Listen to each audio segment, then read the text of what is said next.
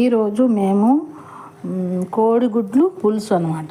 అంటే 4 గుడ్లుకి ఇప్పుడు కత్తిమా చూపిస్తా. 3 గడ్డలు ఉల్లిపాయలు పెద్దవి, ఒక పెద్ద టమాటా పండు, కరివేపాకు, అల్లం వెల్లుల్లి కొబ్బరి పేస్ట్ అనమాట. ఇప్పుడు మేము కుక్కర్ పెట్టుకోవాలి, పొయ్యి మీద పెట్టుకొని తర్వాత ఆయిల్ వేసుకోవాలి.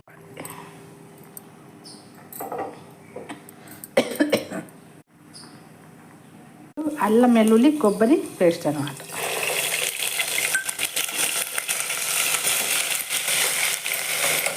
కలపాలి. కలిపి ఇది ఎర్రగైనాక తర్వాత ఇంకా కొంచెం ఎర్రగైతే కలిపి ఉల్లిపాయలు వేసుకోవాలి. దీంట్లో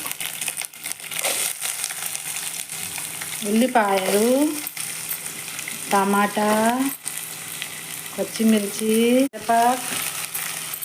ఇప్పుడు కారం 1 స్పూను, 1 చెంచా, దీంట్లో పసుపు పౌడర్ కొద్దిగా తగినంత. ఈ గుడ్లు ఉడికిపోయినాయి అనమాట. ఇప్పుడు పొయ్యి ఆపేద్దాం. ఇంకా కాసేపు 2 నిమిషాల తర్వాత చూద్దాం దాన్ని ఎలా ఉందో. ఇంకా బాగా ఉడకాలన్నమాట.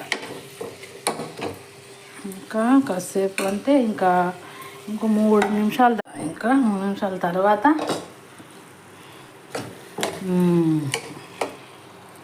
కోడిగుడ్లు వేసుకోవాలన్నమాట.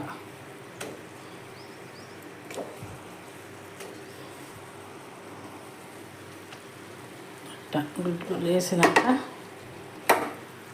హైలో పెట్టుకోండి.